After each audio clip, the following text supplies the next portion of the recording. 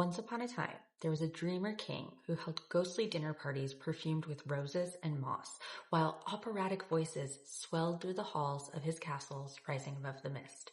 His name was King Ludwig II of Bavaria, cousin to the beautiful and tragic Empress Sissi of Austria. Born on August 25th, 1845, near Munich, Ludwig had the soul of a poet and an artist temperament. He adored poetry, architecture, and above all, the thunderous beauty of Richard Wagner's music. Ludwig loved Wagner with a passion that was never returned.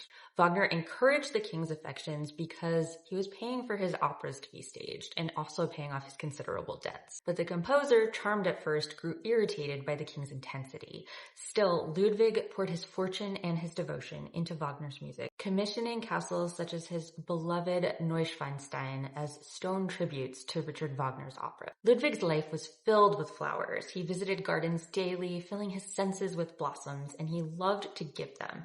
Every morning he rode around Lake Starnberg to deliver roses to Sophie, the cousin he was briefly engaged to. In her, he imagined a Wagnerian fantasy. He was Tristan, she was Isolde. But the dream faltered. The engagement was broken, leaving Ludwig ever more isolated in his world of longing. Obsessed with Versailles and King Louis XIV, he conjured phantom banquets at night.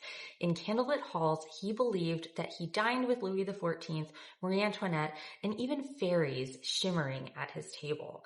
The servants ate the food once the king withdrew for the evening, and this convinced him that the spirits had truly feasted. His world became theater. He increasingly retired to his castles where he built winter gardens with grottos, cascades, and a swan boat in which he drifted across the water dressed as Lohengrin. And much of Neuschwanstein was actually his design. When Wagner died in Venice in 1883, Ludwig was shattered. He sent alpine roses to adorn the coffin, and a special train carried the composer back to Bayreuth. Ludwig's pleasures were perfumed with reverie. He drank champagne with candied violets floating in the glass, Rhine wine cut with water, never strong spirits, and his dream woman, he once said, would be a beautiful soul in a beautiful dress with a voice like music and perfumed with lilies. More poetry than desire. Because Ludwig's heart was drawn to men, a truth whispered at court and one he carried in silence, save for his passionate letters to Wagner. In the Farina archives, we actually still have King Ludwig II royal warrant naming Farina as his perfumer. Farina's Eau de Cologne was the fragrance of kings and queens worn by Napoleon, Mozart, and countless European royals.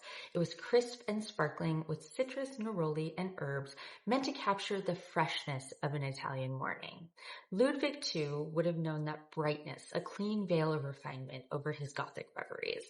Farina is still crafted in Cologne today, and you can even still visit, as it is now a museum, to step inside the history of scent itself. Proof that the Swan King scented his castles with Cologne's eternal water. But Ludwig's life closed in shadow. In 1886, declared insane and stripped of his throne, Ludwig was confined at Lake Starnberg. The next evening, he was found dead in the water beside his psychiatrist. Officially, he drowned, though there were whispers that the king had been shot. But whether it was a suicide, murder, or an escape gone wrong, the truth drowned with him. And for a king who began each day among roses, it was the waters of Lake Starnberg that finally closed around him. For the 13th anniversary of my brand, I have conjured a perfume in his honor. It is called Swanstone Reverie. It's a fragrance of gunsmoke, champagne, candied violets, and feathers. It launches this October, so sign up at the link in my bio and breathe in the haunting wonder of the fairy tale king who built castles for his soul. And if you enjoyed that, follow for more perfume history.